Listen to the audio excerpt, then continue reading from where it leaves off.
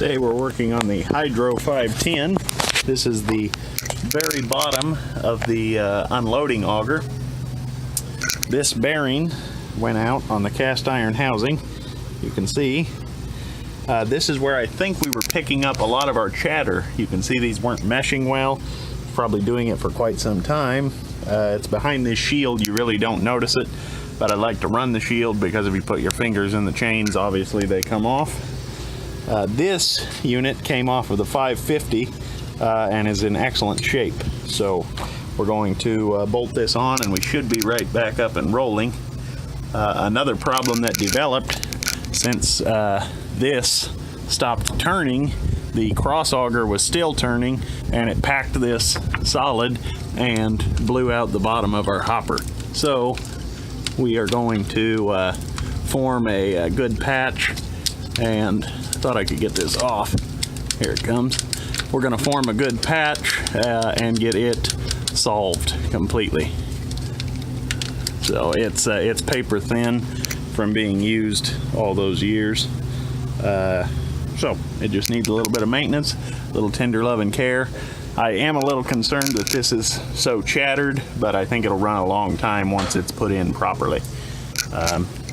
Something else, I'm not going to run this grease cap because you can see it in the bottom. Water obviously had gotten in there. We wash these quite frequently, and that does not allow it to drain. You just want to shoot a little oil in there as you go.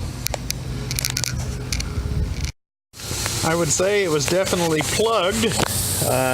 I was wiggling it with my 36-inch rigid pipe wrench, and special thanks to my wood guy for making me these new idlers here. One here, one there. They've been turned 3 and 4 times. So got these made out of oak, 1 1/8 by 2 1/2, I believe. Anybody has to make them 7/16 hole in the middle. The more I wiggle it, the more comes out.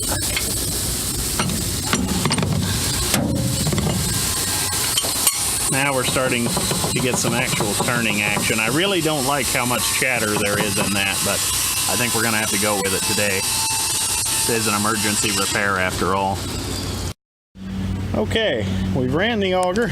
I've scooped up what came out as best I could. Now I need to put this shield back on because I like running it, like I said before, and I need to patch the bottom of the auger.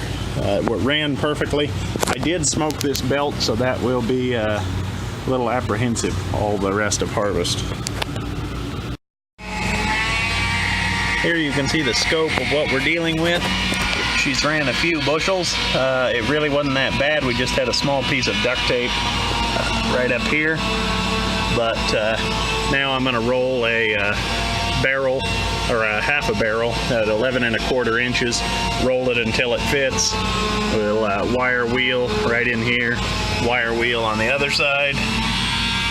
Right up here at this crease is where I'm going to stop. And then that entire thing will be solved for the rest of my lifetime.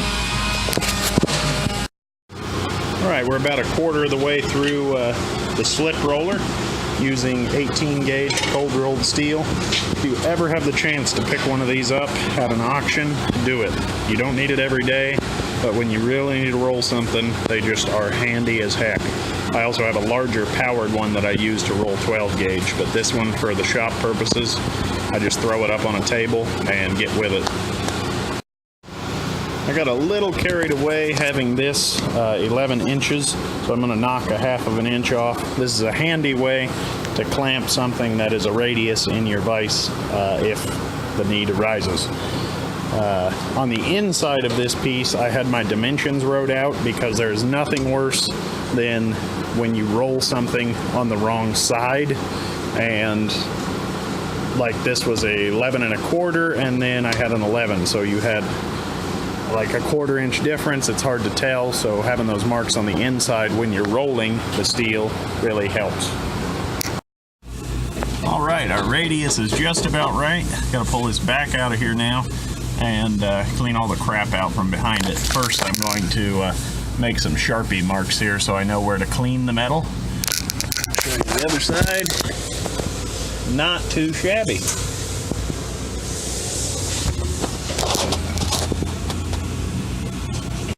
Okay, in order to do the job correctly, which is something we all should strive to do, no matter what the cost, had to remove the air screen laying over here. That was just tons of fun. Just awesome. We're all wire wheeled, ready to go. So, we'll check back in with you when the welding is completed. Alright, welding all the way around it was probably overkill. Pardon the welds, definitely not my best. Now we are ready for paint. I always try to paint a repair like this because I have to look at it for the next 30 years.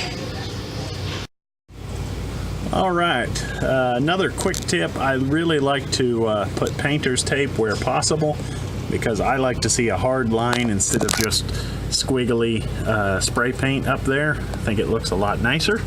And this literally took 2 to 3 minutes longer, and now the bottom of your combine is not going to be all rusty and nasty. I also took the time, even though it sucked, to blend my welds down where possible. Obviously I can't get into those, but just really goes a long way to keep an old machine nice and bright. Thank you for watching. Please remember to like, comment, and subscribe for more. We'll see you next time.